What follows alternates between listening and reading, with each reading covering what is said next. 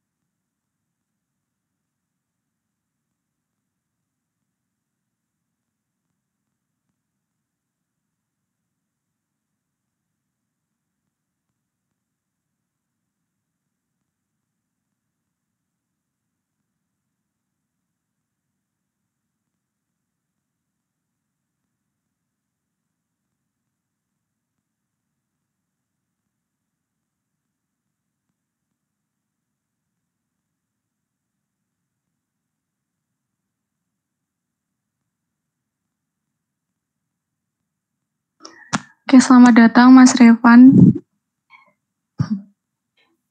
Iya, halo teman-teman. Kita akan mulai bentar lagi ya teman-teman, karena udah jam 14.02.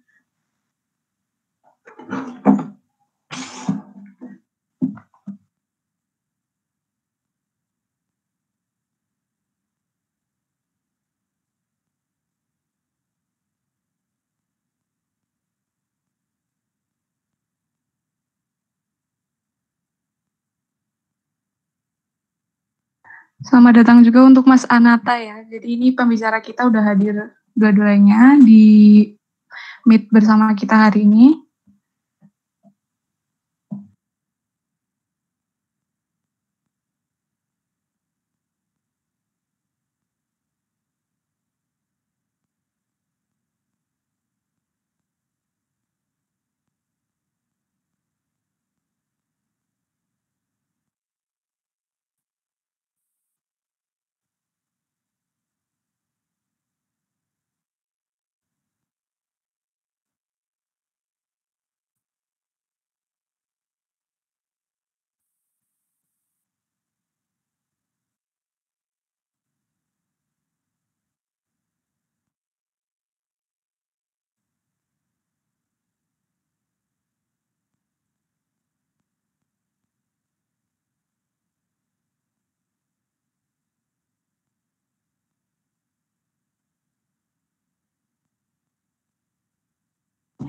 Selamat siang menjelang sore teman-teman semuanya.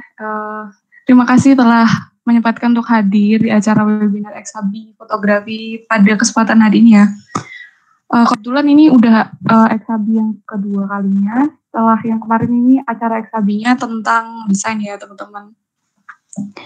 Mungkin nanti teman-teman yang di sini bisa ikut lagi di acara XHB selanjutnya dengan materi yang lebih banyak lagi ya, biar explore lagi di banyak hal tentang desain, fotografi, dan lain sebagainya. Mungkin videografi juga bakal ada nih di XHB juga. Dan sekarang kita masuk sesinya di tentang fotografi. Oke teman-teman, kita bakal mulai lagi, acaranya bakal kita mulai jam 14, berapa ya, jam 14.08 mungkin ya teman-teman.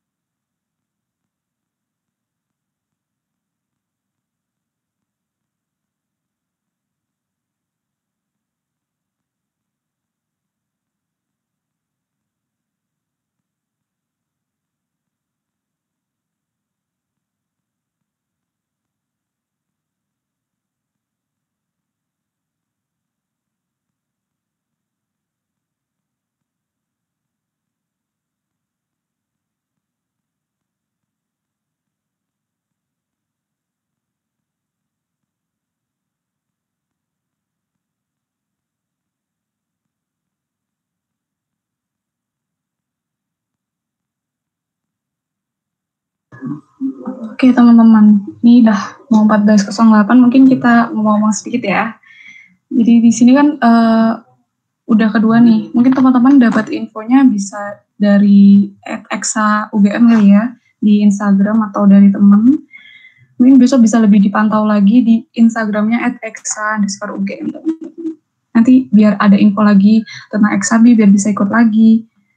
Kalau di sini kita bisa share banyak ilmu ya teman-teman, bisa bermanfaat untuk kegiatan sehari-hari maupun untuk misalnya mau berorganisasi dan sebagainya.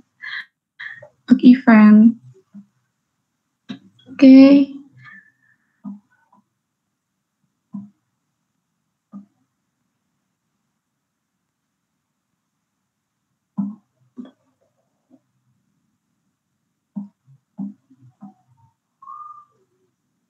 Oke, karena sudah jam 14.08, bisa saya mulai ya teman-teman. Selamat siang menjelang sore teman-teman, katanya jam 14.00, sekitar segitu ya, jam 2-an lebih. Selamat datang untuk semua peserta dan panitia maupun pembicara yang saya hormati di acara webinar XHB Fotografi yang diadakan oleh Divisi Media Informasi Jaringan EXA UGM dari Himpunan Mahasiswa Geografi Lingkungan UGM. Perkenalkan, nama saya Intan Azahra, bisa dipanggil Aza, selaku moderator pada acara webinar XHB Fotografi ini. Sebelumnya saya akan membacakan rangkaian acara sesi pada siang hari ini, yang dibagi menjadi 2 sesi, yakni sesi pemaparan pertama oleh Mas Revan dan yang kedua sesi pemaparan oleh Kak Anata ya teman-teman. Jadi nanti teman-teman bisa nyiapin nih pertanyaan untuk pembicara kita. Jadi biar mungkin teman-teman kan sebelum masuk ke acara ini udah punya banyak pertanyaan nih, teman-teman bisa diajuin juga dan disiapin nanti dikirim ke kolom chat.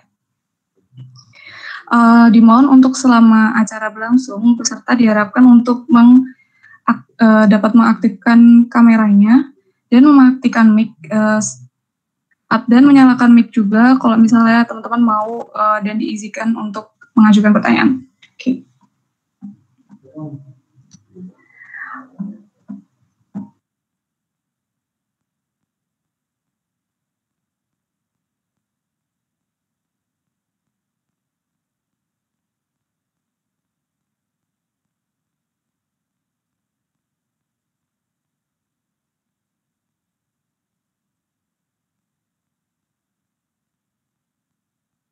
Mungkin saya mau nyapa dulu ya untuk pembicara yang pertama dan kedua ini nanti untuk mengisi acara pada siang hari ini. Halo Kak Revan. Halo. Selamat siang.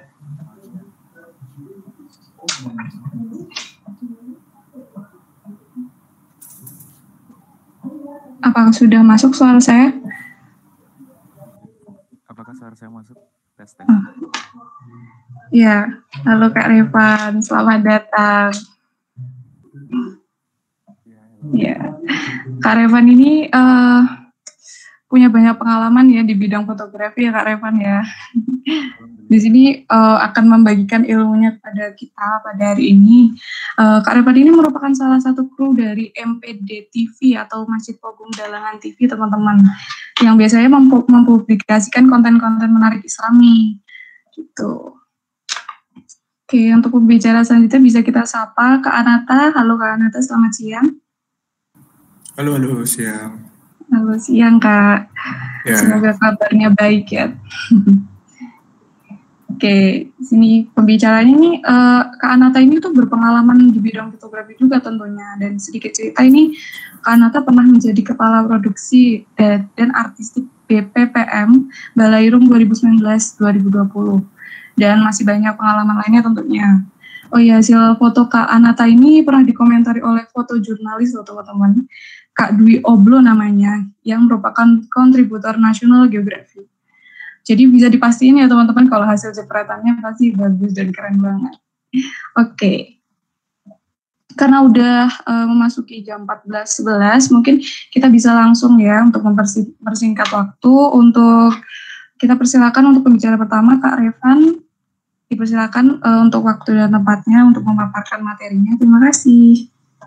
Iya, baik. Terima kasih Mbak Azah. Sebelumnya, apakah suara saya terakses?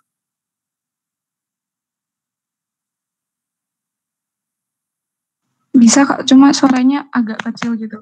Oh iya. Soalnya ini spektrumnya juga nggak nyala sih. Kakaknya nggak masuk.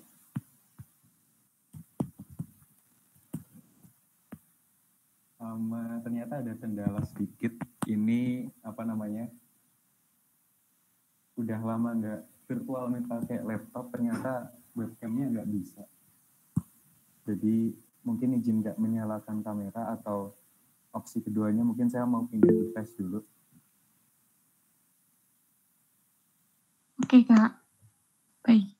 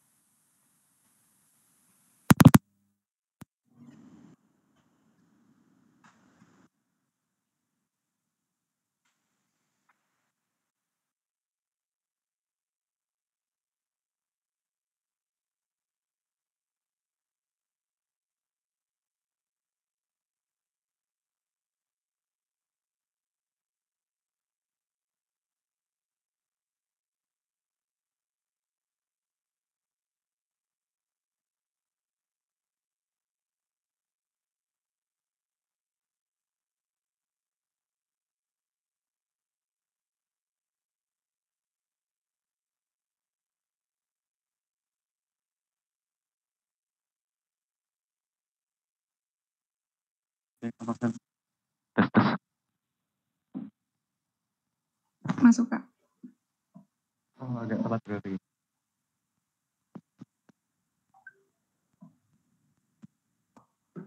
Teman-teman, soalnya karena ini aku pindah device, mungkin dari panitia, kalau tadi aku request buat aku sendiri yang share screen, mungkin karena pindah device minta tolong dong di share screen kan. Baik Kak, boleh.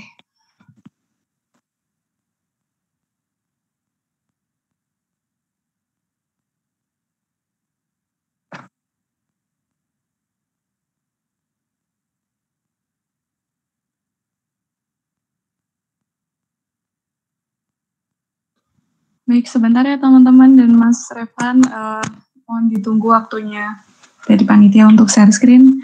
Makasih. Mungkin kita bisa ngobrol-ngobrol dulu ya Kak ya, sambil nunggu. Ya. Ini Kak Revan sudah berkecimpung lah istilahnya di bidang fotografi udah berapa lama nih Kak? Sebenarnya untuk lebih ke profesionalnya, maksudnya udah bisa penghasilan dari situ semenjak kuliah ini. Jadi sebelumnya cuma hobi aja. Oh, biar Kak ya. Berarti sebelumnya udah bisa megang kamera gitu ya Kak ya? Ya dari SMK kurang lebih. SMK itu udah mulai ambil foto gitu. Kalau fokusnya baru kuliah ya Kak ya? Iya, kebetulan lagi ketemu aja gitu. Ada orang yang tiba-tiba lihat foto postingan di Instagram, terus dia tertarik, terus ngajakin project bareng gitu. Sebenarnya nggak sengaja sih, tidak sengajaan yang menguntungkan. Oke. Ya gitu ya Kak ya. Kalau hobi itu bisa datang tiba-tiba. Iya. Mungkin interest apa sih Kak yang pertama bikin, oh saya kok suka nih kayak gitu sama fotografi gitu. Sebenarnya aku tuh lebih interest tuh ke bidang storytelling, dan salah satu media untuk storytelling kan fotografi ya. Jadi apapun sebenarnya yang bisa dijadikan media untuk storytelling, aku sebenarnya tertarik di situ. Nah, salah satunya ya fotografi. Oke siap, keren sekali ya.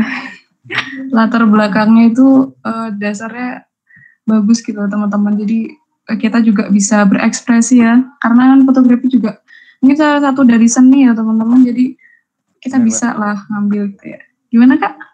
Iya bener banget tuh. Fotografi juga teman. Nah itu. Dan teman-teman yang suka nih storytelling juga bisa nih terinspirasi. Oh kayaknya cocok juga nih aku di fotografi. Dan kalau misalnya yang baru mulai juga nggak masalah karena kita hari ini bahas tentang ini ya, tentang terkait dasar fotografi. Nanti kita belajar banyak sama kedua pembicara keren kita hari ini. Baik, apakah panitia sudah siap? Ini aku izin share screen-nya ya. Oke. Silakan, Adinda.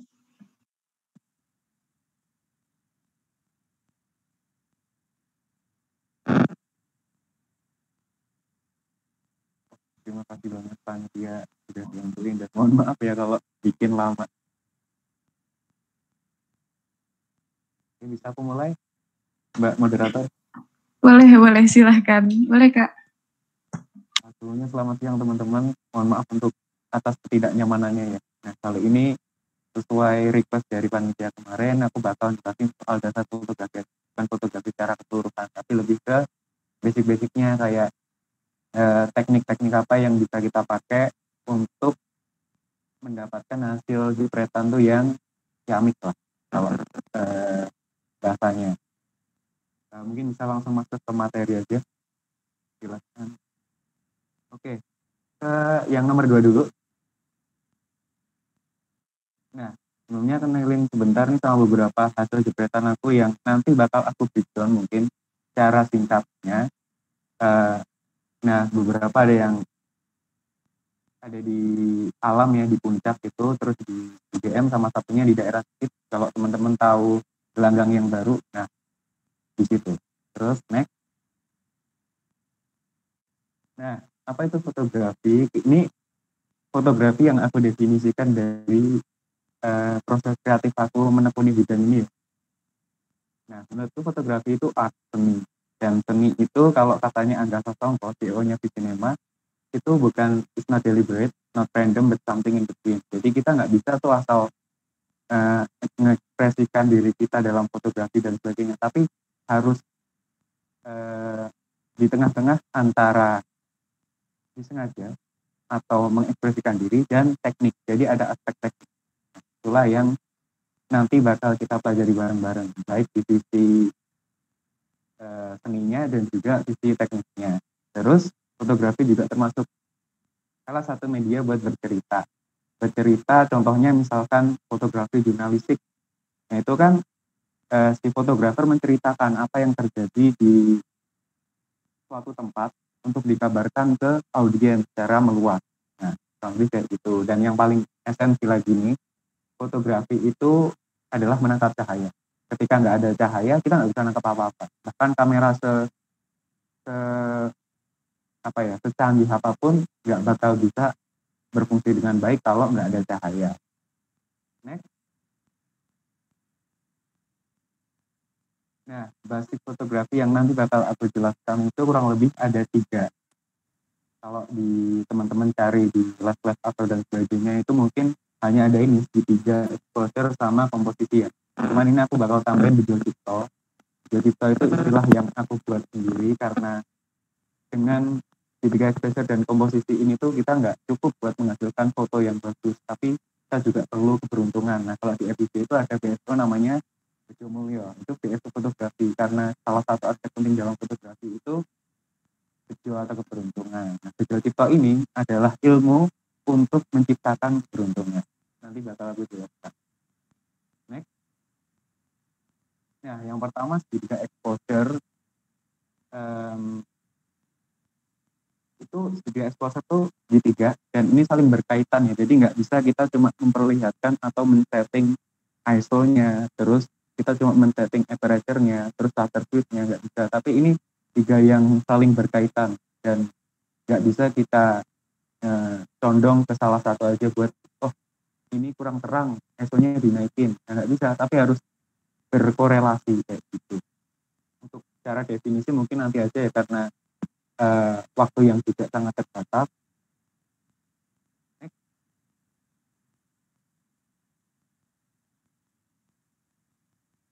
Nah, pertama ISO. ISO itu apa? Secara sederhana, ISO itu adalah tingkat kesensitifan kamera, sensor kamera untuk menangkap cahaya. Jadi semakin sedikit atau semakin kecil angkanya, semakin kecil ISO, itu semakin sedikit sensitivitas yang bisa digunakan oleh sensor kamera untuk menangkap cahaya. Ibarat kata ISO ini itu buruh, istilah agak sosialis ya, buruh. Kalau ISO 100, ada 100 buruh. Nah, kalau buruhnya cuma 100, otomatis cuma bisa ngerjakan produksi sedikit lebih sedikit daripada yang 200, 400, dan sebagainya. Nah, kurang lebih ISO itu kayak itu. Dan secara visualnya ini teman-teman bisa lihat kalau kita nyeting status, yaitu jadi gelap. Tapi kalau kita setting lebih tinggi kayak 800 atau 1600 itu nanti jadi lebih terang. Tapi yang perlu diperhatikan, beberapa mentorku di fotografi yang sebenarnya nggak profesional banget, tapi ya ngerti lah mereka ini, itu maksimal ISO itu kalau bisa nggak lebih dari 800. Jadi ketika 800 kok masih gelap, nah itu berarti perlu bantuan dari lighting eksternal. Artinya perlu ada lampu. Jadi kalau lebih dari itu nanti bakal noisy. Nah, di next berikutnya bakal aku jelasin soal noisy. Next. Nah, kayak gini. Jadi ketika ISO-nya semakin kecil, itu noise-nya semakin sedikit. Makanya lighting paling super power, paling keren itu ya lighting natural, karena cahaya matahari langsung gitu loh. Itu ketika kita ngasih ISO berapapun ya terangnya bakal kayak gitu. Tapi ketika di posisi gelap gitu ya, kita atur mentokin ISO-nya sampai 3200, nanti hasilnya pasti hancur, dan konsekuensinya nanti di editing bakal dia bikin editor mengkis-mengkis lah istilahnya kalau bisa Jawa. Nah, jadi kalau bisa dimaksimalin di 800 saja itu udah maksimal ketika di ruangan yang apa namanya itu, kalau outdoor berarti indoor gitu. Kalau di indoor ya maksimal 800 lah. Kalau udah mentok 800 kok masih gelap, itu tanda kalau harus dikasih lighting tambahan gitu. Jadi entah itu sensor, flash HP, atau ya intinya yang bisa memberikan cahaya gitu. Kayak konsep di awal tadi kan fotografi itu menangkap cahaya. Kalau nggak ada cahaya ya kamera canggih apapun nggak bakal bisa bekerja dengan baik. Next. Nah, terus aperture, aku nggak tahu tulisannya gimana dan aku nggak tahu ngomongnya gimana. Yang jelas aperture ini adalah bukaan dari diafragma kamera itu. Ketika bukaannya semakin gede, dia makin bisa menangkap banyak cahaya. Ibarat kata jendela. Ketika jendela rumah kita itu kebuka sedikit, nah itu kan cahaya yang bisa masuk ya sedikit. Tapi ketika ketika jendela itu kita buka lebar, cahaya yang bisa masuk juga semakin banyak. Nah, yang perlu diketahui, semakin besar bukaan di aperture ini, angkanya semakin kecil teman-teman. Jadi bukan semakin kecil, tapi semakin kecil. Kurang lebih kayak gitu untuk aperture. Next. Nah, ini contohnya secara visualnya ketika kita pakai 1,4, nah itu nanti cahaya yang masuk bakal banyak banget, dan kayak yang aku bilang tadi, itu jadi kayak exposure itu saling berkaitan. Jadi ketika kita nyeting 1,4, shutter speed-nya itu nggak perlu dinaikin. Ketika shutter speed-nya katakanlah kita kasih aperture 1,4, terus shutter speed-nya itu 1/80 gitu ya, 1/80 ya, nanti bakal jadi putih gitu, over exposure gitu. Jadi perlu untuk diperhatikan juga. Kurang lebih kayak gini. Jadi semakin kecil aperture nanti semakin bokeh. Makanya banyak fotografer pas pakai lensa fix itu kan bukanya semakin kecil, maksudnya semakin kecil. Jadi hasilnya semakin bokeh. Nah, kurang lebih kayak gitu. Terus yang ketiga itu shutter speed. Secara sederhananya kayak gini. Ini tadi aku coba cari gambar apa yang bisa menjelaskan shutter speed secara eksplisit, secara gamblang, dan ternyata yang paling keren tuh ini. Jadi ibarat kata kalau kita pengen nangkep orang memotret orang lari, dan dia itu kita pengen tajam hasilnya, ya kita harus nyetingnya tuh 1/1000 frame. Jadi 1 detik itu kamera bisa nangkep 1000 frame. Jadi hasil gambar yang dihasilkan itu bakal lebih tajam. Tapi ketika shutter speed-nya itu kita setting low, berarti gambar yang dihasilkan itu bakal semakin buram. Nah, kenapa kok kamera bikin kayak gini? Ya karena emang tujuan orang beda-beda. Ada yang jepret kemana alam, nanti contohnya bakal lokasikan contoh shutter speed yang slow itu digunakan ketika apa, terus shutter speed yang yang kencang itu digunakan ketika apa. Dan imbasnya tadi ketika kita pakai shutter speed yang 1/1000, itu otomatis kita juga butuh lebih banyak cahaya yang masuk gitu. Dan ketika kita ngasih shutter speed-nya itu semakin pelan, itu cahaya yang masuk bisa nggak butuh terlalu banyak cahaya, karena nanti dia bakal di durasi yang singkat itu, durasi yang lebih lama itu, otomatis cahaya yang masuk juga bakal lebih lama kayak gitu. Aku secara matematis gimana ya, aku logikanya belum jalan dari dulu aku coba memahami. Yang jelas secara sederhana kurang lebih kayak di gambar ini. Jadi semakin ketika 1/1000 itu 1 detik kita ngambil 1000 frame. Nah, ketika 1/4 ini itu dalam 1 detik kita cuma ngambil 4. Nah, kurang lebih logikanya aku dari dulu nggak paham ya. Sorry ya, anak bahasa gitu. Next. Nah, kayak gini, yang mana nih? Yang pakai shutter speed kencang dan shutter speed yang slow. Mungkin Mbak moderator bisa nebak yang Mungkin yang faster tadi yang kenapa kan ya? Yang ini yang tajam nih, yang B, yang A ini, berarti yang pakai A ini yang B pakai shutter speed apa Mbak? yang tajam, yang faster. Bukan, iya. Iya benar. Nah kurang lebih kayak gitu. Jadi ketika kita mau ngambil yang contoh pemandangan alam, air terjun, atau light trial tuh di jalan-jalan di kota kayak gitu kan ada tuh lampu yang garis gitu. Nah itu shutter speednya lambat. Jadi di durasi sekian dia bisa nge-track cahaya itu per frame-nya gitu. Jadi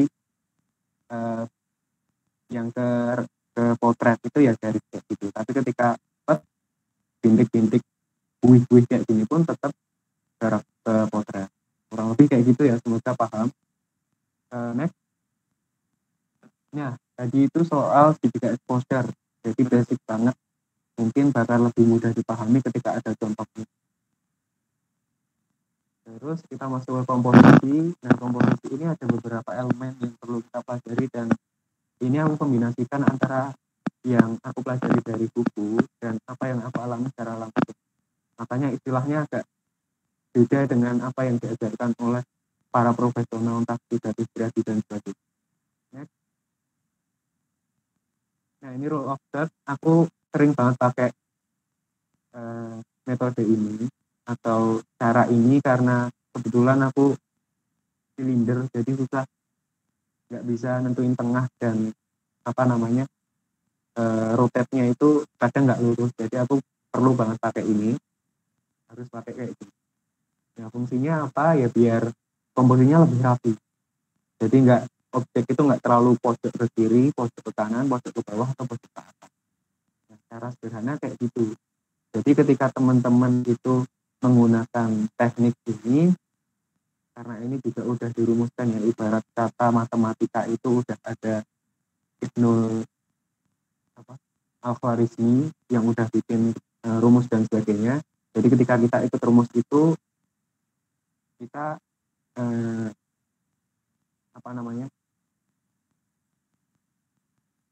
stay on the track kayak gitu lah. Jadi ketika kita pakai teknik ini, insya Allah kita bakal stay on the track dan argumen seliar apapun nggak bisa wah ini fotonya apa bisa elek loh. Tidaknya aku menggunakan teknik ini. Jadi apa yang ingin aku ceritakan sebenarnya sudah terwakilkan di sini. Kurang lebih kayak gitu. Next. Nah ini center. Kalau yang tadi aku pakai fotonya orang karena aku nggak males bikin grid kayak gitu. Nah ini aku pakai fotoku sendiri yang udah pernah aku upload Instagram.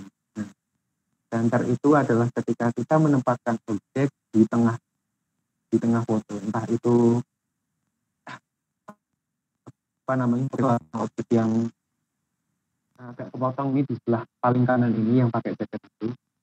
Nah, tujuannya tadi biar komposisi yang bisa kita hasilkan dari foto itu lebih rapi dan mampu bercerita lebih banyak. Jadi enggak, misalkan foto yang paling kiri di pantai ini aku taruh objeknya agak di pinggir, itu nanti bakal merusak estetika banget dan kurang bagus lah jadinya. Makanya dengan komposisi center ini aku asal namain aja, yang penting kalian tahu maksudnya. Jadi lebih enak dilihat dan lebih bagus lah, lebih estetik.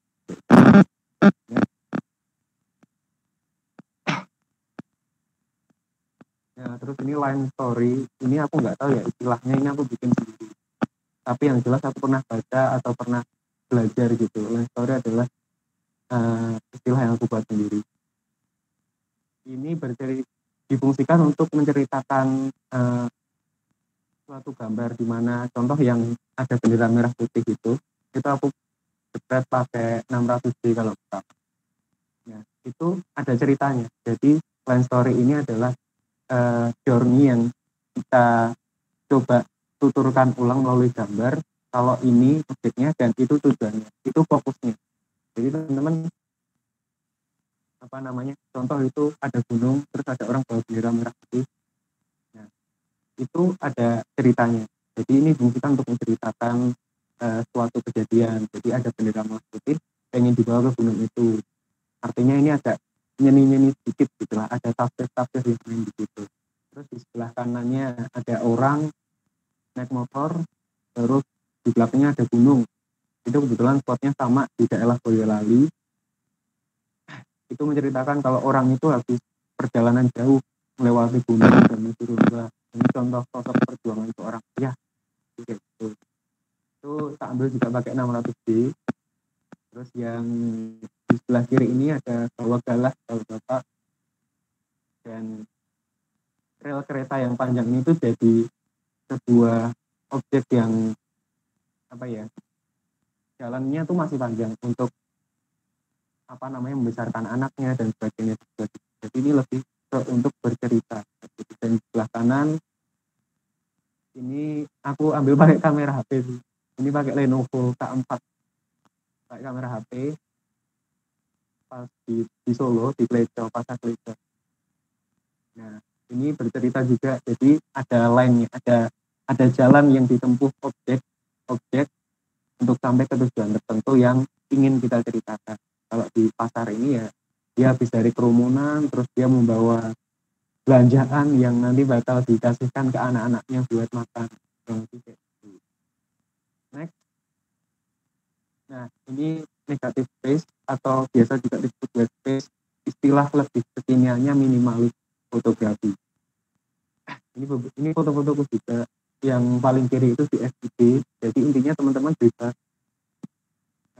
ini bisa dikombinasikan dengan yang roll after tadi sih, itu lebih gampang. Jadi di mana negative space atau white space itu mendominasi dan tetap ada objek di situ. Contoh ini gedung Subondo, gedungnya FIB yang paling tinggi itu. Terus di sebelah kanan ini di pantai Cemorosewu, teman saya lagi lari, terus saya foto. Nah yang kanan ini di Wonogiri sama di Cengklik Boyolali. Jadi cara sederhananya adalah ruang kosongnya itu lebih banyak.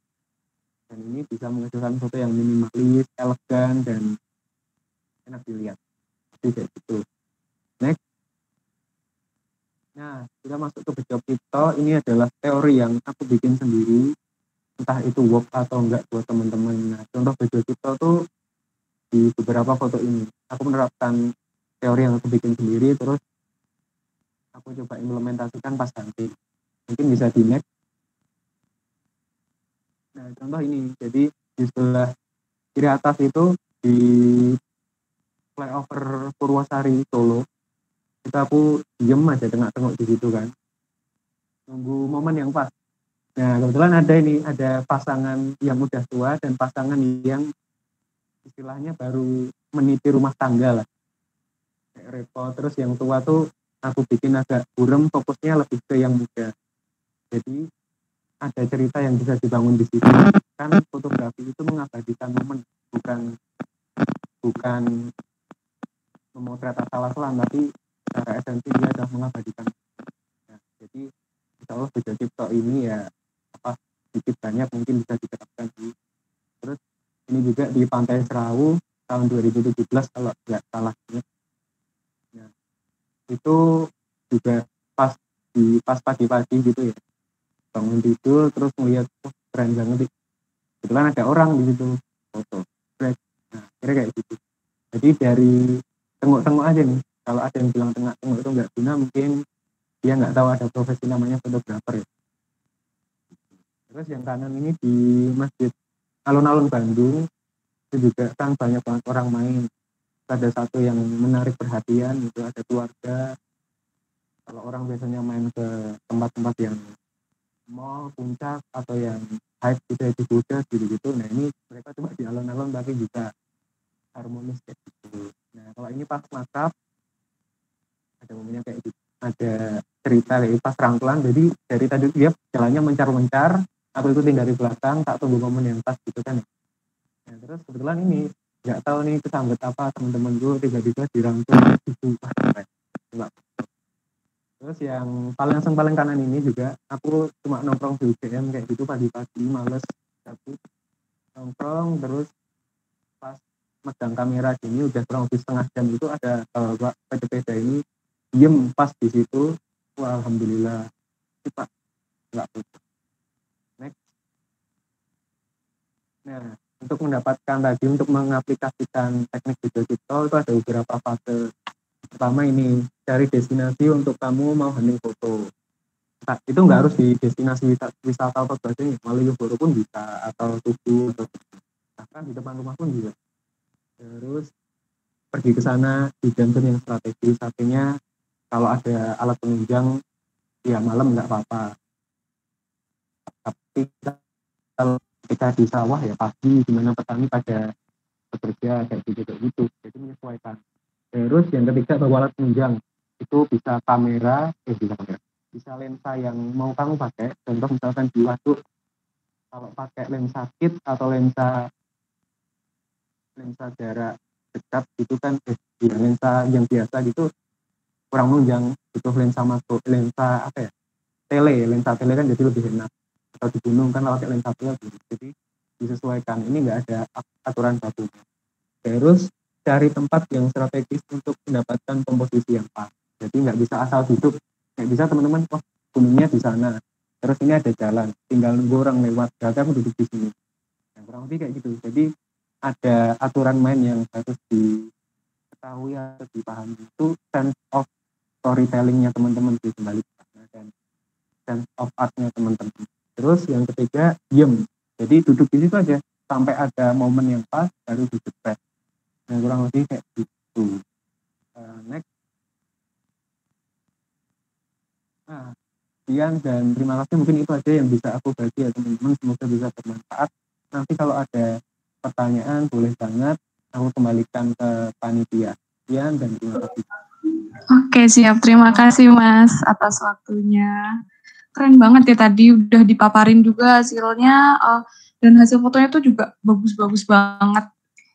Speechless sampai lihatnya tuh, tersampaikan banget ya ceritanya. Mungkin ini sedikit itu ya, memberikan kesimpulan dari materi yang tadi sudah disampaikan. Jadi tadi terdapat dua ya terkait materi yang diberikan, yaitu tentang segitiga exposure dan komposisi fotografi.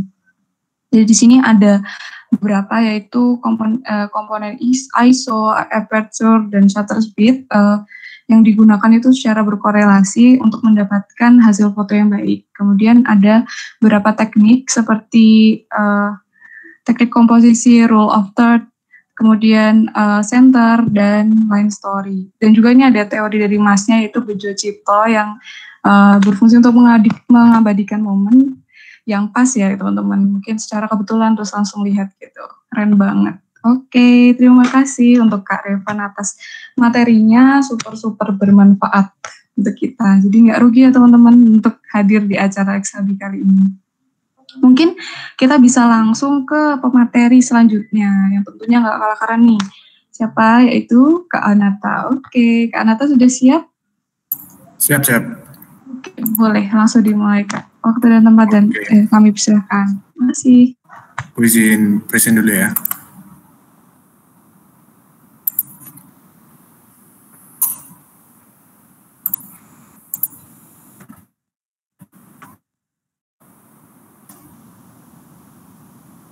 Oke, udah kelihatan kan? Sudah. Dan ini ya, dengar saja suaraku. Nanti mohon tolong diingetin ya, kalau misal suaranya nggak dengar atau apa. Oke, kita mulai.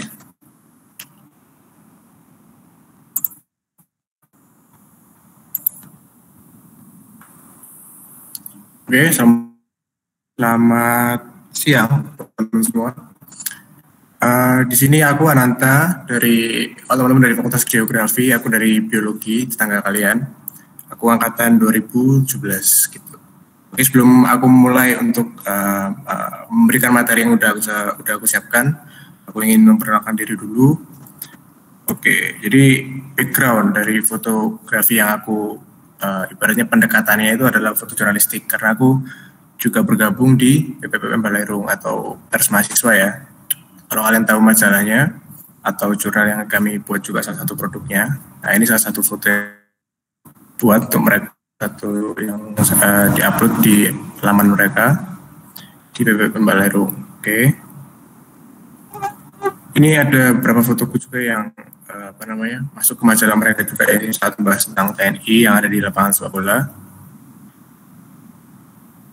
Kemudian ini foto terakhir yang aku sempat ambil di aksi sidang rakyat di Kejayaan itu Maret atau ya kayaknya Maret tahun lalu ya kayaknya.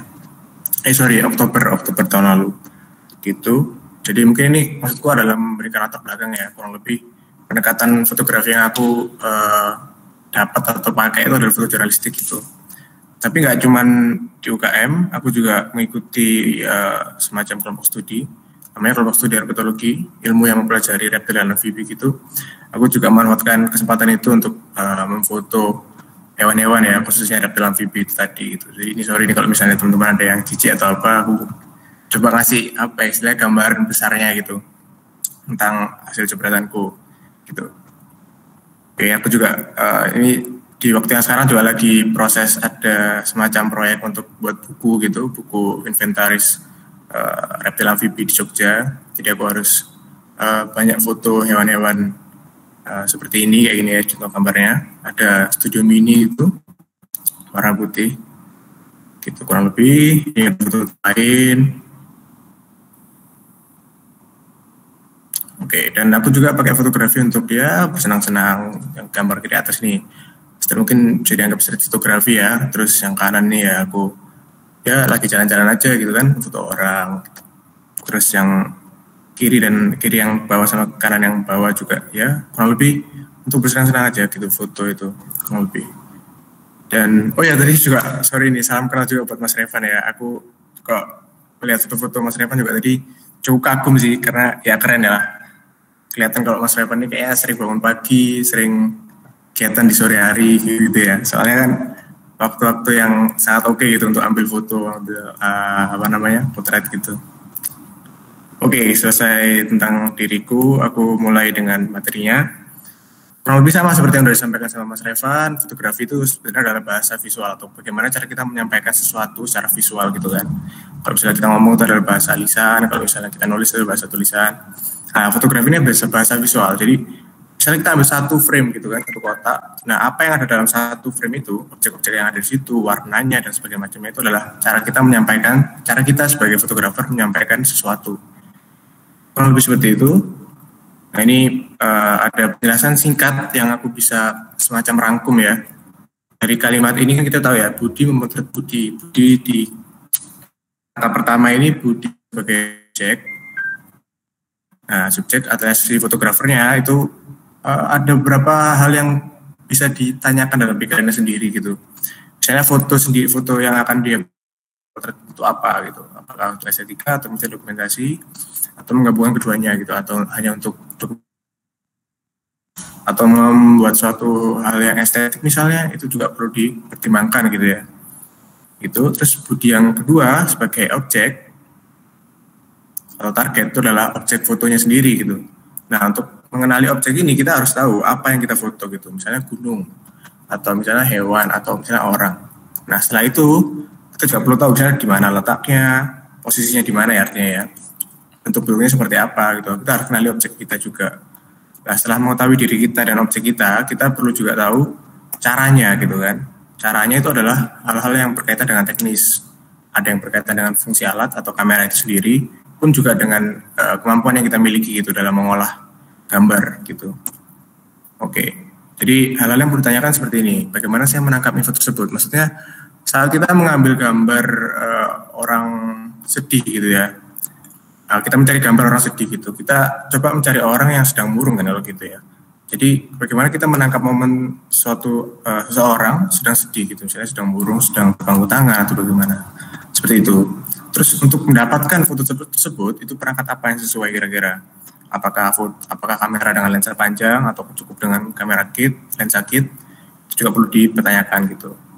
dan pendekatan atau fungsi alatnya. Jadi setelah kita memahami alatnya ini, kita harus tahu caranya gimana, caranya pakai itu gimana gitu.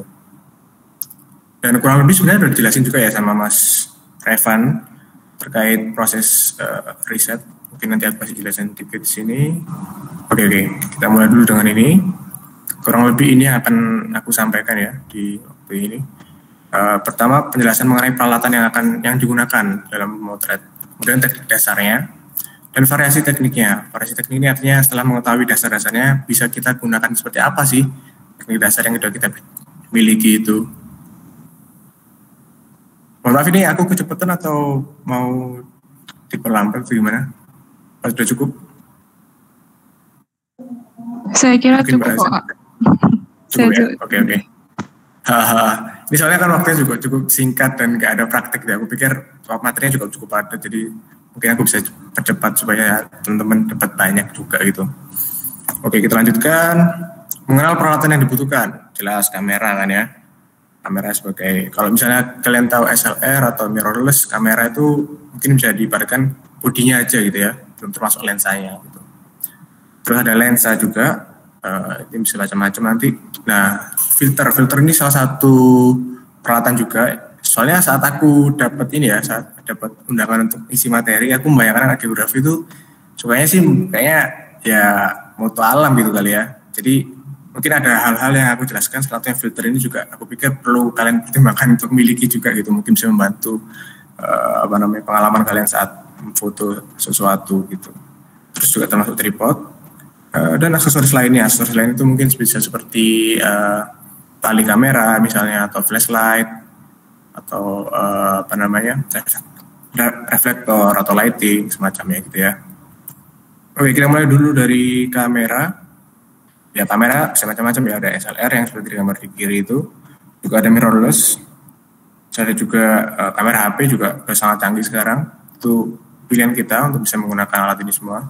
Dan satu yang penting ini kan alat atau cara kita menyampaikan sesuatu ya. Jadi yang perlu diperhatikan tuh isinya, bukan alat yang kita gunakan. Ya memang penting untuk kita menggunakan alat yang tepat ya. Cuman kita bisa menyesuaikan itu dengan budget kita juga gitu ya. Misalnya kita udah cukup HP, aku pikir bisa gitu. Dan aku lihat Mas Revan juga pakai HP itu udah keren banget fotonya.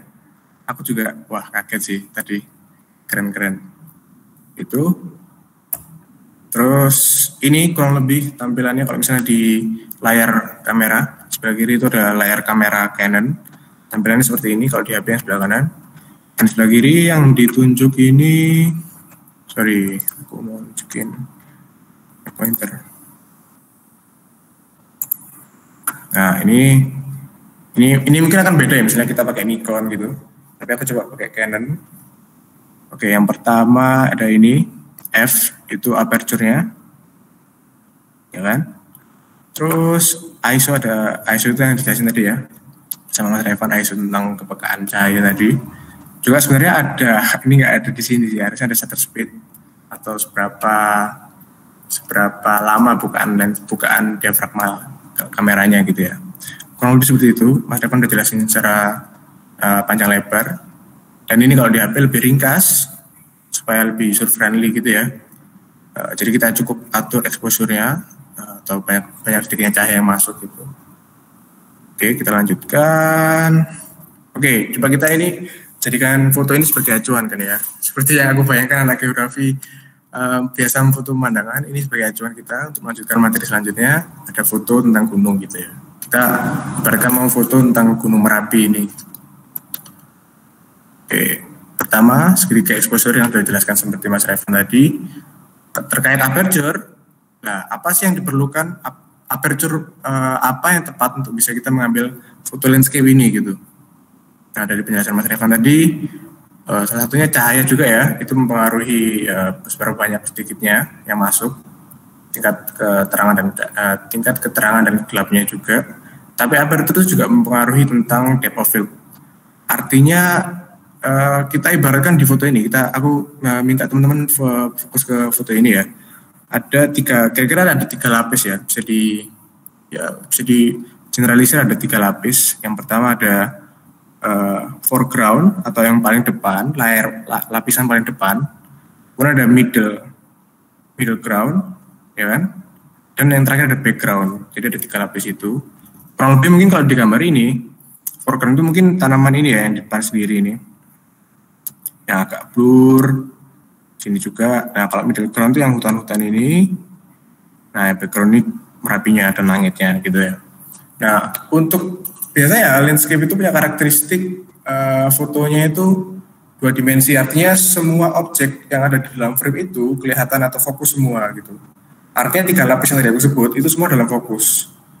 Dan aperture yang rendah, misalnya tadi 5,6, itu akan memperkecil ruang depth of field atau ruang fokusnya gitu.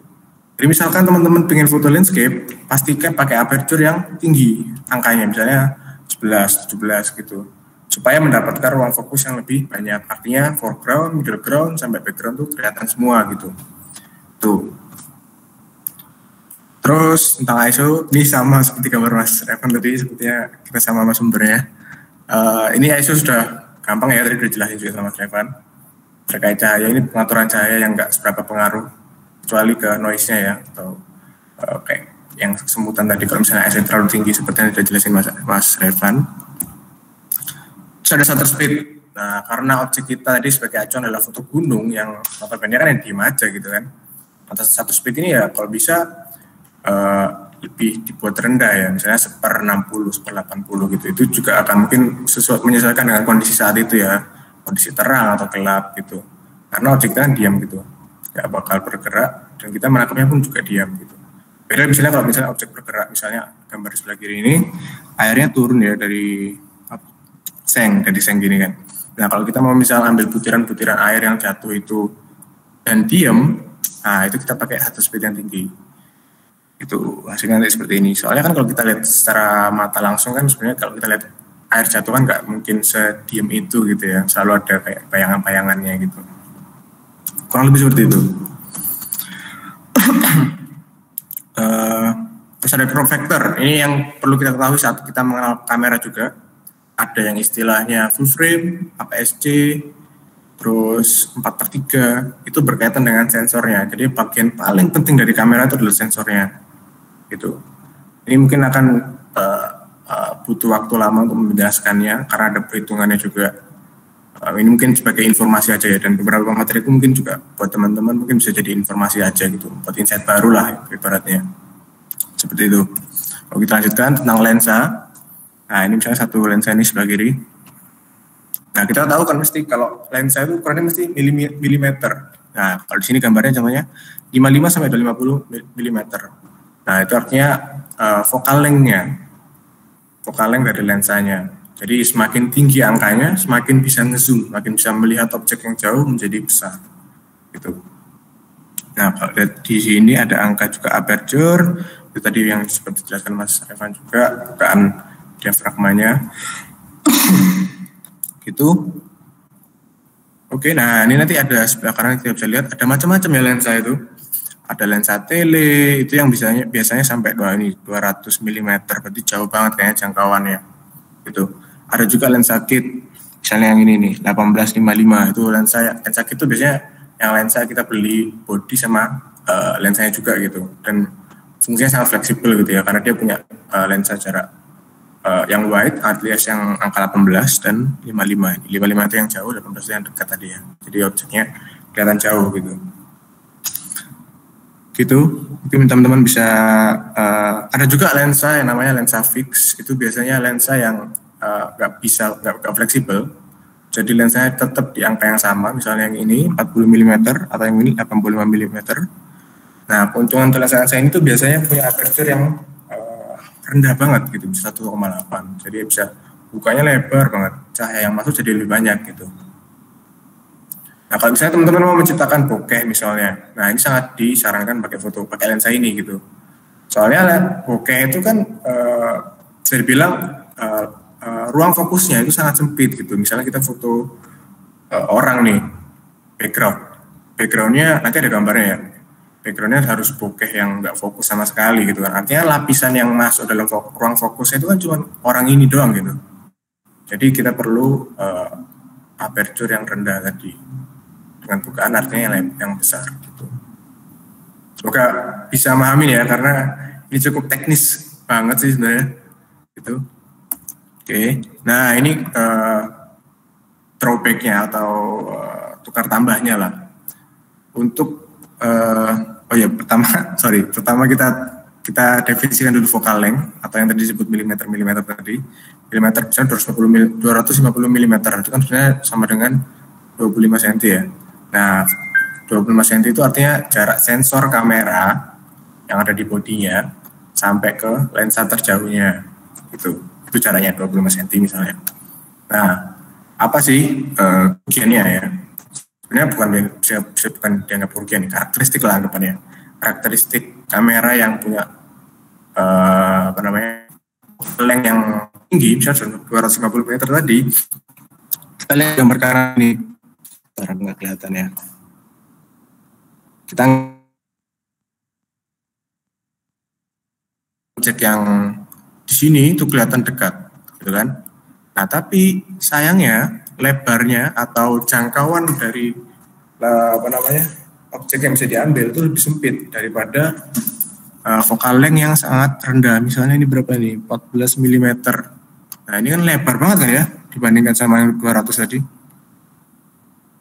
Nah, itu yang jadi keuntungan dari lensa yang focal length lebih rendah. Makanya disebut lensa yang 18 atau lebih bawah itu wide lens, lebar gitu kan. Kurang lebih seperti itu. Kalau 200 tadi ada telefoto misalnya atau telelens gitu. Jadi jangkauannya, lebar sempitnya itu akan mempengaruhi gitu. Selain kemampuan untuk memperbesar objek yang jauh gitu. Itu perlu jadi pertimbangan juga. Ini sangat dasar dan perlu teman-teman pahami ya. Kalau misal mau memfoto gitu, jadi punya ibaratnya kayak dasar pemikirannya lah untuk ambil foto, ambil gambar. Pengen maksudnya kayak gini tuh gimana sih caranya?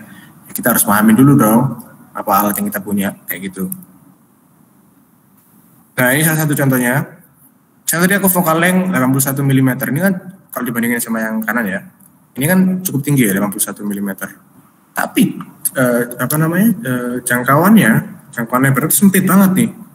Cuma dapat segini doang. Beda kalau misalnya aku mau foto taman yang ya kan berarti pemandangan gitu kan ya. Aku pengen ambil jangkauannya yang selebar mungkin. Ya aku pakai focal length 18 mm. Kayak gitu. Kurang lebih. Oke, ini pengecualian. Banyak pengecualian di dalam foto ya. Salah satu yang paling kontroversial belakangan ini ya. Mungkin kita malu kayaknya ya. Februari 17. Ini foto dari Ari Wibisono tentang pemandangan Gunung Gede Pangrango.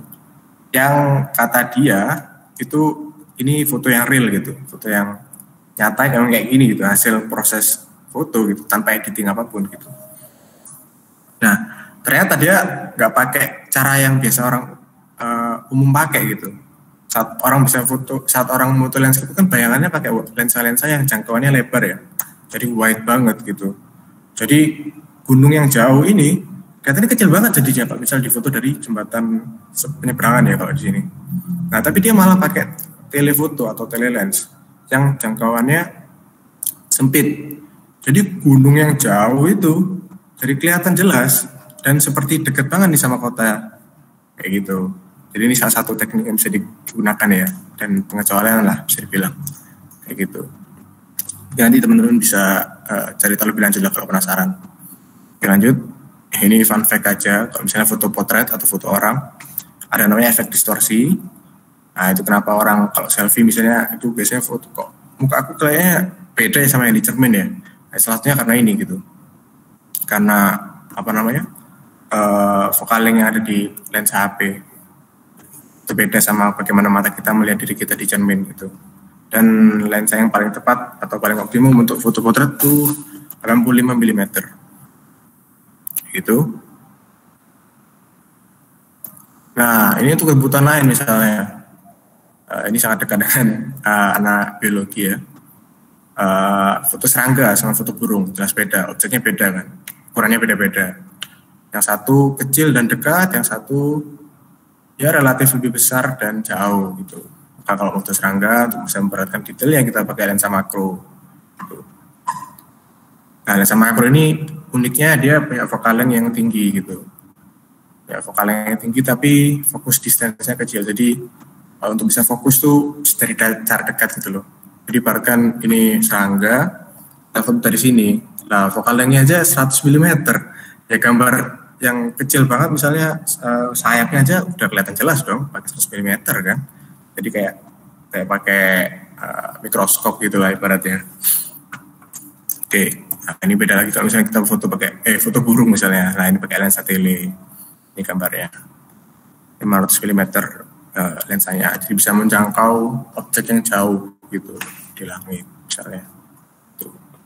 Dan shoot itu salah satu aksesoris juga untuk membantu pengambilan gambar supaya nggak silau gitu ya. Oke, ini beberapa info yang mungkin teman-teman bisa dapat insight baru gitu, filter lensa itu. Ada UV, ND, polarizing gitu. Kalau UV ini biasanya untuk protektor aja, supaya lensa kita kalau jatuh atau apa-apa nggak pecah gitu. Atau pecahnya cuma di filternya doang. Ada ND, ini ada polarizing dulu. Polarizing ini dari foto yang sebelah kiri nggak pakai polarizing, ini pakai polarizing. Warnanya jadi lebih saturate gitu, lebih jenuh atau warnanya lebih keluar gitu, dan langitnya jadi lebih biru. Dan juga punya kemampuan untuk menghilangkan refleksi misalnya di pantulan di air. Ini insight aja sih, nggak kalau sebagai misalnya fotografer pemula, aku nggak tahu teman-teman ini pemula atau apa, aku nggak tahu. Barangkali kalau ada yang masih pemula mungkin belum berapa butuh, cuma bisa jadi pertimbangan. Nah ini salah satu penggunaan lens filter ND atau neutral density istilahnya. Jadi yang saya tuh kayak gelap gitu warnanya. Ini sebelah kanan ini gambarnya. Ini untuk membantu mendapatkan foto seperti ini. Jadi kalau kita sebenarnya akan terlalu panjang ya. Kalau bisa aku jelasin, kita lanjut aja. Waktunya sangat singkat soalnya. Oke, tripod. Nah, ini yang membantu juga untuk menstabilkan foto kita, apalagi kalau misalnya foto landscape ya. Ada beberapa macam ini tripod. Ini GorillaPod, lebih fleksibel, bisa diklep atau ditaruh di banyak tempat gitu, lebih fleksibel. Yang sebelah kanan ini ada monopod. Ini lebih fleksibel maksudnya dibandingkan tripod ya maksudnya. Karena cukup versatile gitu, cukup bisa mudah dipindah-pindah gitu. Gitu. Oke, kita masuk ke proses motret setelah mengenal peralatan yang perlu dimiliki atau tahu cara penggunaannya gitu ya. Jadi ada proses yang pertama menentukan ide. Ini langkah-langkahnya mungkin aku tadi lihat sepertinya Mas Revan udah jelasin ya. Salah satunya menentukan ide ini atau riset. Artinya juga termasuk objek yang kita apa, waktu yang sesuai itu gimana, terus apa lagi, cara yang ngambil gimana, kayak gitu. Atau mungkin bahkan melihat referensi foto gitu, itu yang biasanya orang nggak terlalu pedulikan gitu. Dan aku yakin kayaknya sih Mas Revan ini sih juga maksudnya punya banyak referensi foto gitu untuk bisa mengambil foto sebagus itu tadi gitu. Jadi kita belajar dari cara orang lain mengambil foto, lebih seperti itu. Tapi yang aku ingin fokuskan di sini adalah tentang eksekusi atau bagian produksinya. Artinya kita mengambil gambar itu gimana sih gitu. Dan setelah itu misalnya harusnya ada post production ya. Production ini artinya proses editing dan penyajiannya. Penyajian ini berarti kita nguploadnya mau bentuknya gimana sih, layoutnya gimana sih, atau urutannya gimana sih kalau di Instagram misalnya. Nah itu penyajiannya gitu lah. Tapi kita akan membahas tentang produksinya atau sisi eksekusinya. Karena kan kita membahas tentang teknik dasarnya ya. Tuh. Kurang lebih ini dari dasar fotografi. Yang pertama adalah menentukan objek sebagai point of interest. Artinya dalam satu frame tuh orang yang melihat fotomu itu harusnya melihat ke objek yang mana sih. Nah itu perlu ditentukan dulu, gitu kan. Setelah kita tahu atau bisa menentukan objek kita, misalnya orang berbaju merah itu, gitu kan. Oke, terus sumber cahayanya di mana nih? Dari sisi utara, timur, barat. Nah itu juga perlu dipertimbangkan karena sumber cahaya itu jadi patokan pastinya kan. Kalau misalnya gambar yang mau dilihat jelas itu yang mana, di sisi yang mana gitu yang jelas sumber cahaya.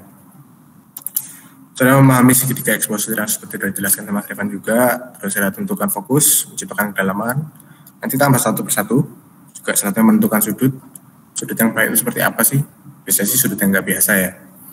Oke, terus ada komposisi, kerjasnya juga sama Mas Revan. Terus juga kita saat mengambil foto harus stabil. Gimana sih caranya stabil? Nah, terus kalau bisa hindari menggunakan flash juga. Kenapa? Mari kita cari tahu. Apa menentukan objek? Oke, di foto ini misalnya aku menentukan objeknya adalah si ibu ini pakai baju merah di taman. Point of interest-nya udah dapat nih. Dia kan warna merah gitu. Warna yang paling ngejreng gitu dibanding warna-warna lain di dalam satu frame ini gitu. Itu satu cara untuk bisa mendapatkan point of interest ya. Point of interest itu maksudnya adalah tadi ya, gimana pembaca foto atau orang yang mengamati fotomu itu tahu harus lihat kemana gitu sekarang ini. Apa aku harus lihat bunga ini? Nah, aku pengen orang lihat ini lah. Dan aku melihat kok kayaknya pas gitu orang ini baju merah. Oke, berarti aku harus foto orang ini. Nanti kita akan cari tahu lagi caranya gimana untuk bisa mendapatkan point of interest. Oke, terus yang kedua tadi ada juga dari mana arah datangnya sumber cahaya. Pakai foto yang sama tadi, datangnya arahnya dari sini set, gitu kan dari kanan. Nah ini sehingga menciptakan ada gradasi bayangan. Nah ini bisa membuat foto itu lebih terlihat dramatis gitu, karena ada gradasi tadi bagian terang dan gelap kayak gitu. Contoh lain, pakai foto yang tadi, arah datangnya cahaya dari sini. Nah biasanya bayangan-bayangan seperti ini selain menciptakan drama ya, tapi juga bisa menciptakan persepsi 3D gitu. Jadi tahu tekstur atau profil kulitnya itu seperti apa sih, dan kelokan sudut-sudut mata dan lain-lain itu kelihatan gitu. Oke. Nah ini satu foto yang jelek, maksudnya karena melawan sumber cahaya gitu, backlight jadinya. Gak jelas nih orang mukanya seperti apa gitu kan, karena ketutupan gitu, gelap, yang gelap. Itu ketika exposure, dia udah jelasin, cuman gambar aja. Nah,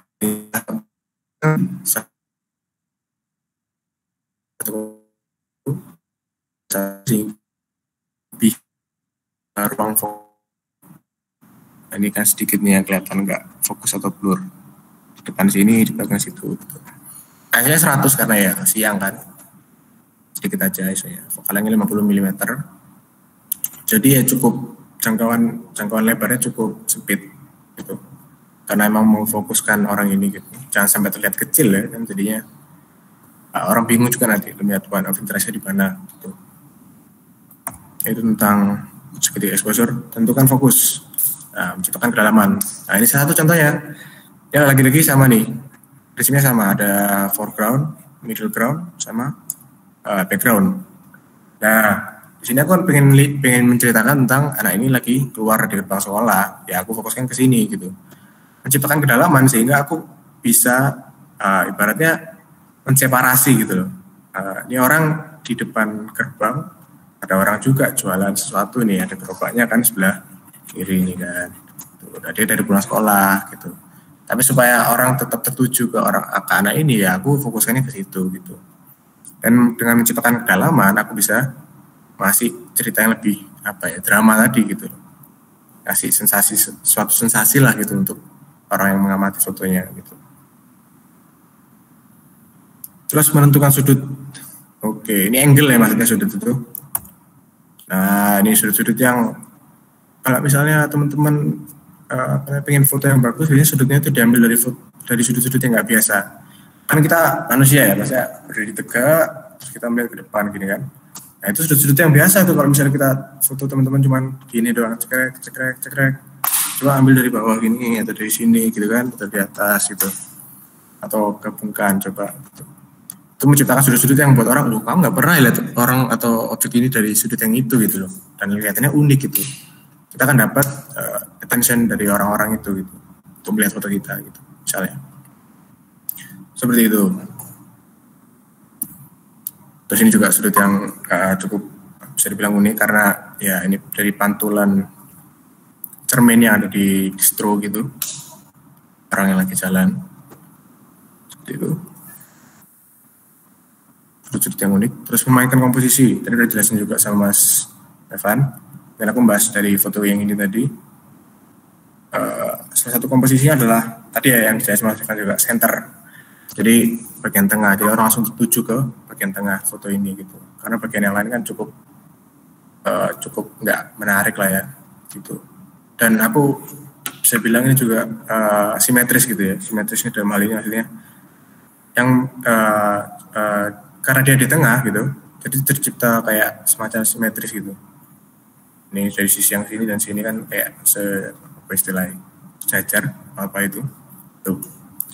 Juga komposisi yang tadi Mas Revan gunakan tadi kan ada satunya leading line story. Nah kalau yang aku tahu tuh istilahnya leading line. Nah, ini nih garis yang mengarahkan pembaca atau pengamat foto itu ke arah suatu objek gitu. Dalam hal ini kalau analisis ini ya ke sini gitu. Jadi sebenarnya ada 3 cara untuk bisa menentukan atau ya menentukan point of interest itu. Warna salah satunya, gelap dan terang itu juga bisa, leading line, terus komposisinya juga, nah itu sangat mempengaruhi. Kurang lebih seperti itu. Rule of third terjelasin juga tadi, kan? Nah, stabilkan. Gimana sih cara foto supaya nggak shaky gitu, nggak goyang? Nah ini caranya. Aku nyomot dari internet aja. Intinya kita cari semacam pegangan gitu ya, untuk lengan kita bisa diistirahatkan gitu, supaya nggak goyang gitu. Yang paling umum sih ini ya, T-Rex. Jadi kedua tangan kita ini ya, apa yang istilahnya, sikunya ditekan ke dada gini supaya stabil gitu, atau bisa pakai lingkungan sekitar kita gitu, misalnya sampah, misalnya tembok itu bisa, atau misalnya kita mau dari sudut yang rendah kita bisa pakai lutut, atau yang cukup kreatif bisa pakai tali kamera. Selain seperti yang digambar ini juga kita bisa semacam gantungkan gitu ya, biasanya juga beberapa fotografer bisa gunakan gitu. Jadi kayak lensanya diangkat oleh tali kameranya gitu. Yang katanya kayak gini, bisa buat video sih itu, supaya lurus itu. Lanjut, hindari menggunakan flash. Kenapa? Karena biasanya menciptakan kayak suasana yang nggak natural gitu lah. Tapi ini ya lagi-lagi banyak pengecualian lah ya. Banyak orang juga menggunakan flash itu, tergantung maksud dan tujuan, tergantung pesan yang ingin disampaikan gitu. Kurang lebih seperti itu. Kalau menggunakan flash pun juga kita harus tahu ya cara penggunaan yang tepat, sudut yang tepat untuk bisa menciptakan gambar yang bagus, itu profil objek yang bagus juga kayak gimana. Biasanya untuk orang-orang studio itu yang gunakan, dan mereka punya pertimbangan juga untuk mengambil atau menggunakan flash dari sudut tertentu.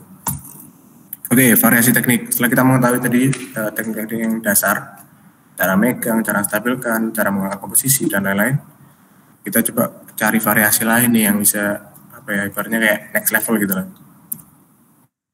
Nah ini salah satunya long exposure fotografi. Namanya aja long exposure, berarti exposure-nya sangat tinggi. Caranya gimana?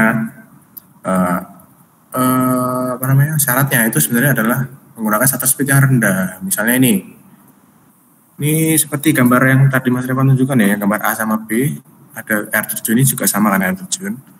Nah ini riak airnya ini kok bisa kayak halus gini ya. Nah itu salah satunya karena menggunakan long exposure, seperti yang tadi dijelasin juga gitu. Shutter speed-nya rendah, misalnya 4 detik gitu. Nah sayangnya kalau 4 detik kan terlalu terang gitu kan. Maksudnya cahaya yang masuk kan banyak banget gitu, karena lama banget bukaannya. Nah kita menggunakan aperture yang tinggi supaya bukaan lensanya makin kecil gitu. Jadi ya kompensasi lah itu. Makanya disebut segitiga exposure. Karena kita harus menentukan tinggi rendahnya dari ketiga objek ketiga unsur tadi gitu. Ini long exposure. Terus ada motion blur. Ya ini artinya memanfaatkan objek yang bergerak gitu. Jadi di foto ini misalnya aku ingin menceritakan burung-burung yang terbang gitu. Kalau ingin menciptakan misalnya aku pikiranku adalah kalau aku ingin menyampaikan sesuatu yang bergerak atau terbang, ya aku harus tunjukkan bayangan atau sisa-sisa gerakan yang mereka lakukan kan gitu. Ya aku pakai gunakan motion blur ini gitu. Kurang lebih seperti itu motion blur. Juga ada nama tekniknya panning juga, panning, panning. Itu biasanya kalau misalnya di jalan sih, paling umum di jalan gitu ada motor lewat, Saya ikuti shutter speednya pakai yang biasanya sih 1/40 kali ya, 1/30 gitu, yang agak rendah lah. Nanti objek, karena kita ngikutin objeknya alias si motor tadi, motornya sih kelihatannya diem doang gitu kan, tapi semua di belakangnya itu kayak gerak semua, gerak-gerak gini, itu namanya panning. Oke. Dan ini yang terakhir, variasinya yang aku bisa tunjukkan, siluet. Ya ini sebagian siluet, yang nggak semua siluet. Ini foto di Segre Persmaku itu. Jadi salah satu apa namanya, variasi yang bisa digunakan lah, gitu, untuk manfaatkan sumber cahaya, karena sumber cahaya di belakang bisa ambil siluet gitu. Jadi meskipun nggak kelihatan profil orangnya seperti apa, cuman ada posturnya yang kelihatan, bayangannya gitu. Jadi orang bisa langsung bayangkan. Kalau ini ya orang gitu maksudnya, seenggaknya ini orang gitu lah. Meskipun nggak tahu mungkin ini arahnya mau ke kita atau ke menjauh gitu. Gitu kurang lebih. Ya ini berapa juga memainkan cahaya, sumber cahaya yang lain. Ada separasi. Ada 3 fokus lagi, 3 layar tadi. Ya kurang lebih seperti itu. Sebenarnya banyak lagi ya variasi-variasi teknik yang bisa digunakan. Coba teman-teman bisa riset sendiri, dan itu banyak banget kayak misalnya panorama, HDR, terus apa lagi ya? Banyak pokoknya, aku lupa teman.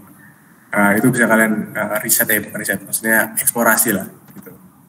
Dan ini sedikit quotes gitu supaya ada ya pesannya gitu, pesan moralnya.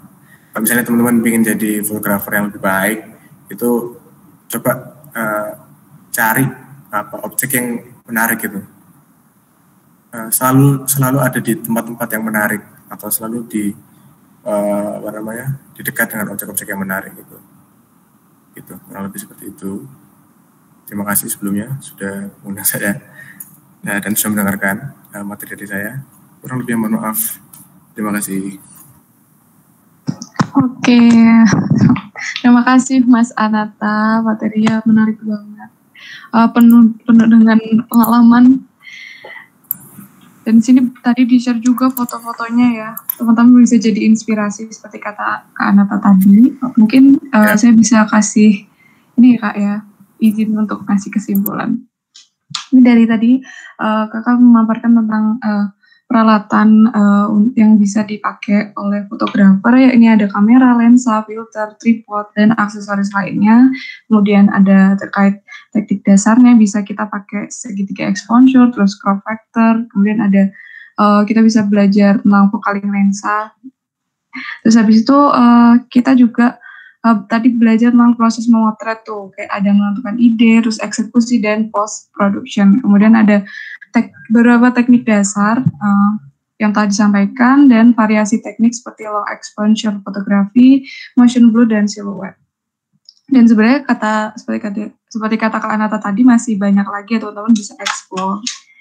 Oke, dan sekarang kita bisa masuk ya, untuk Kak Revan dan Kak Anata, kita bisa masuk ke sesi pertanyaan. Mungkin teman-teman udah ada nih ya. Oke, sudah ada nih dari Anto. Mungkin bisa open mic ya untuk Kak Anto. Bisa disampaikan pertanyaannya.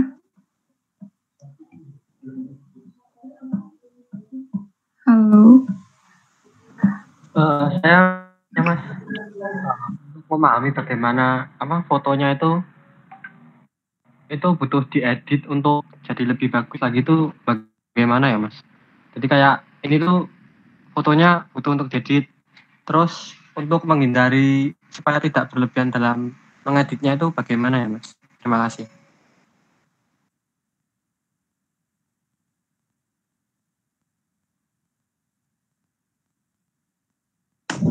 Oke, mungkin dipersilakan untuk Kak Anata dulu atau Kak Revan dulu, boleh.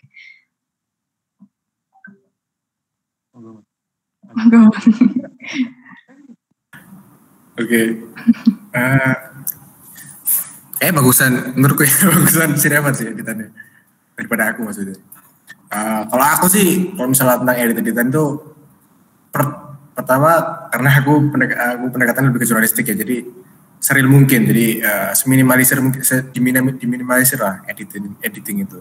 Tapi kalau untuk fungsi estetika itu lebih ke sense gitu ya. Maksudnya makanya tadi aku bisa tekankan tentang referensi itu kan. Maksudku apa sih yang dianggap orang itu bagus?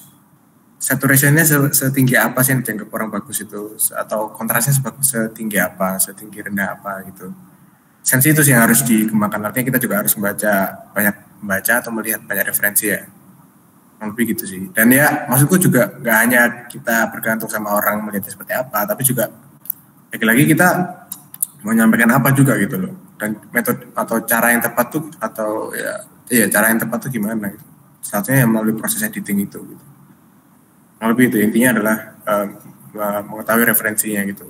Apa yang dianggap oke atau cukup gitu untuk bisa menentukan saturation, hue atau segala macam tentang editing. Gitu.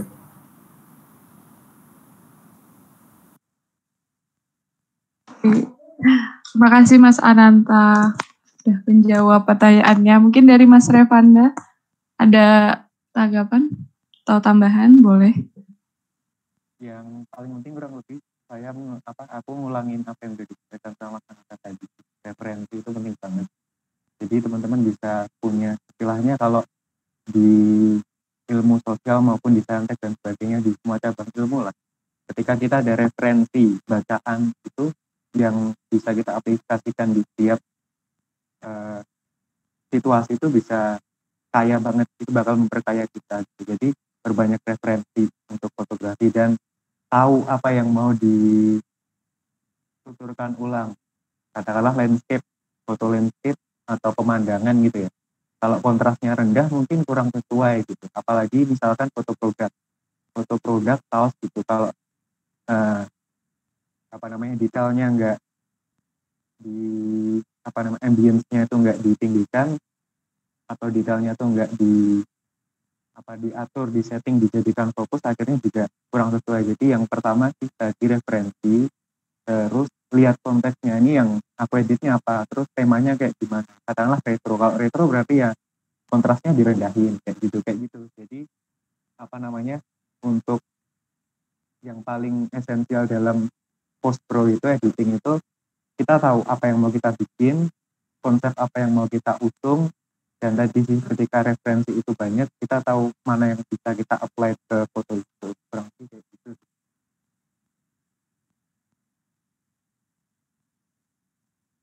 Baik, terima kasih Kak Revan. Jawabannya sangat memuaskan ya. Ini mungkin teman-teman bisa jadi referensi juga. Tadi hasil fotonya kan ada komposisi warnanya kayak apa, jadi dieditnya seperti apa, kira-kira gitu. Oke teman-teman, sambil mungkin ada yang mau bertanya lagi, bisa diisi ya teman-teman feedbacknya, biar dapat sertifikat juga. Itu sudah ada di kolom chat, bisa diisi feedback Eksabi fotografi ya. Oke, untuk pertanyaan selanjutnya ada dari Dimas nih, mungkin dari Dimas boleh open mic. Oke, halo. Ini suaraku jelas nggak ya? Apa berisik banget? Jelas.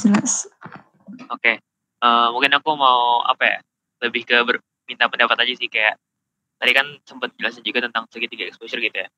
Kalau dari Mas Revan dan Mas Ananta sendiri, peran segitiga exposure dalam fotografi itu kayak gimana sih? Maksudnya kayak dalam artian apakah itu sebuah dasar yang emang harus kita jadi pakem banget dan harus kita patuhin banget, atau emang pada akhirnya tetap harus percaya sama feeling dan kondisi di lapangan itu? Mungkin gitu sih. Terima kasih. Oke, terima kasih Dimas. Mungkin dari Mas Revan atau Mas Ananta nih mau jawab. Siapa dulu boleh nih? Gantian Mas Revan dulu. Oke, Mas Revan dulu ya. Kalau kayak tadi ya, ketika exposure dan rincian itu gimana sih pengaplikasiannya, atau apakah kita lebih tendensi ke feeling aja atau gimana? Sebenarnya kalau jujur ya, pengalaman aku pribadi, tiga exposure itu lebih ke hal teknisnya. Jadi itu untuk mempermudah kita. Ketika kita paham tiga exposure, kita bisa kita jadikan alat atau senjata gitu buat kondisi, misalkan kita di kondisi kayak kita mau mendokumentasikan kayak tadi sepak bola ya, lomba bola atau lomba lari dan sebagainya. Nah itu kan jelas ada feeling, wah ini bagus nih, tapi ketika kita nggak paham ketika exposure tadi, ya hasilnya mungkin nggak bagus karena kita nggak memahami alatnya itu. Ibarat kata misalkan anak teknik gitu ya, ada kunci L, harusnya pakai kunci L tapi dia nggak paham nih pakai apa, akhirnya dia pakai kunci Inggris, kan akhirnya kurang maksimal juga hasilnya. Sebenarnya fungsinya lebih ke situ. Jadi ketika kita paham ketika exposure, itu bisa kita jadiin weapon gitu, jadiin senjata. Jadi pas ada kejadian atau momen apa yang mau kita potret, kita tahu mau harus ngaturnya tuh gimana biar sesuai dengan konteksnya, dengan situasi yang terjadi, dengan momen yang mau diabadikan. Jadi hasil gambarnya tuh juga bagus. Semoga bisa dipahami. Lebih begitu. Mungkin Mas Ananta bisa menambahkan. Persis sama sih, sama seperti Mas Revan juga. Paling ya teman kan sebenarnya nggak pernah jadi pakem ya, karena itu terkait kita menggunakan alat gitu loh. Jadi nggak pernah ada angka yang pasti tepat di situ tuh harus gini. Kalau sumber daya ini tuh harus kayak gini, enggak. Itu sangat fleksibel banget itu, kita sangat dinamis lah, teman, fleksibel, sangat dinamis lah kita bisa gunakan gitu.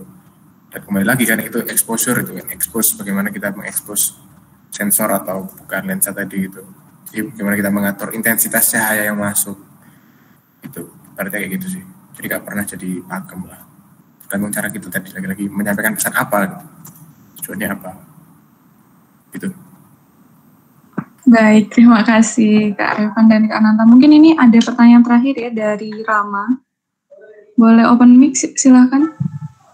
Oke Kak, saya mau tanya, kalau misalnya gimana sih Kak sebenarnya kita memfokuskan kepada subjek, maksudnya kayak menonjolkan ke subjek daripada background. Caranya gimana ya? Baik, terima kasih Rama atas pertanyaannya. Ya, mungkin dari Kak Ananta, boleh sekarang gantian ya, menjawab duluan seperti tadi. Ya.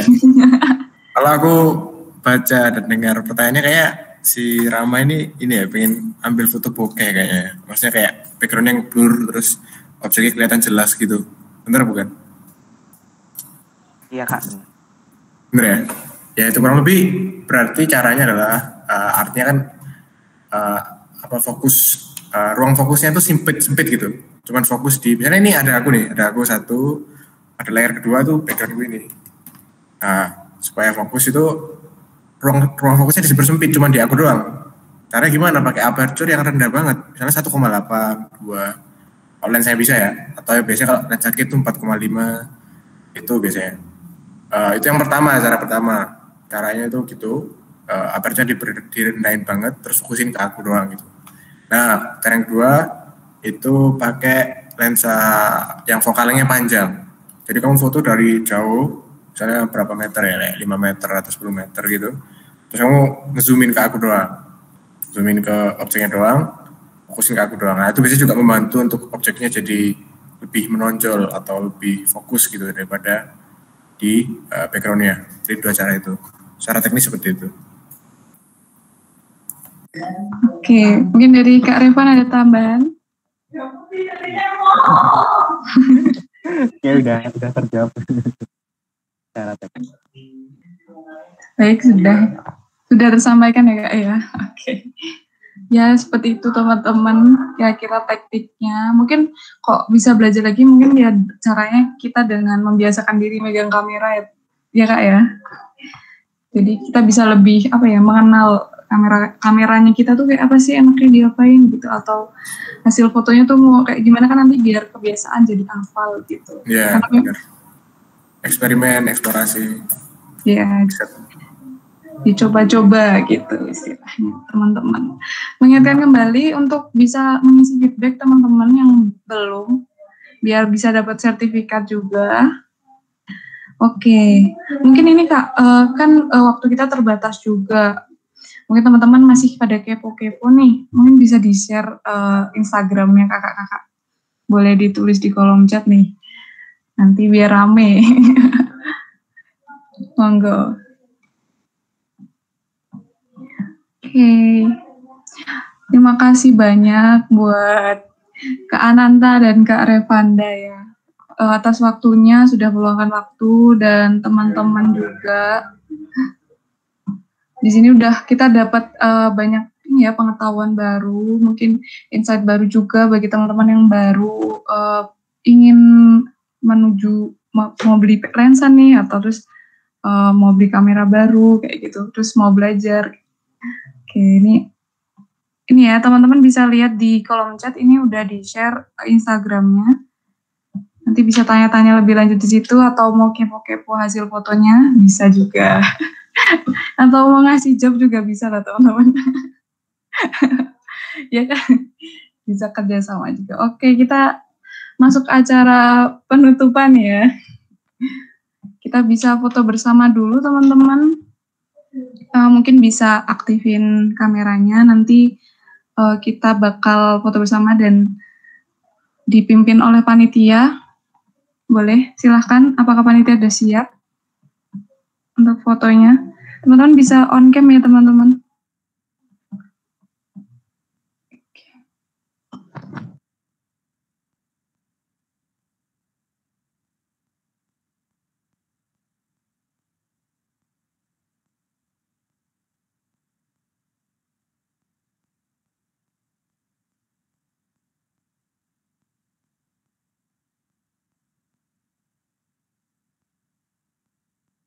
Oke, baik. Oke, baik. Ini sudah banyak yang on cam ya, teman. Terima kasih yang sudah on kamera. Mungkin bisa diposisikan dulu. Oke. Nanti untuk fotonya akan saya hitung. Di hitungan ketiga kita action ya, teman-teman. Ini fotografi lewat share screenshot ya via laptop. Baik, karena teman-teman panitia sudah siap, dan kita bisa mulai fotonya. Saya hitung ya teman-teman. 1, 2, 3. Lagi. 1, 2, 3. Oke, terima kasih teman-teman atas waktunya. Terima kasih Mas Ananta dan Mas Revan. Sekali lagi sudah meluangkan waktunya. Semoga bisa kapan-kapan join lagi ya. Oke. Terima kasih banyak. Selamat siang. Selamat sore ini sore hari. Selamat sore. Mohon maaf apabila ada kesalahan dari saya selaku moderator. Kurang lebihnya mohon maaf. Wassalamualaikum warahmatullahi wabarakatuh. Selamat sore semuanya. Terima kasih sudah ikut Exabi.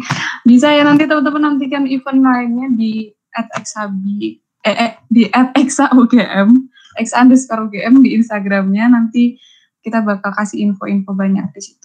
Terima kasih teman-teman.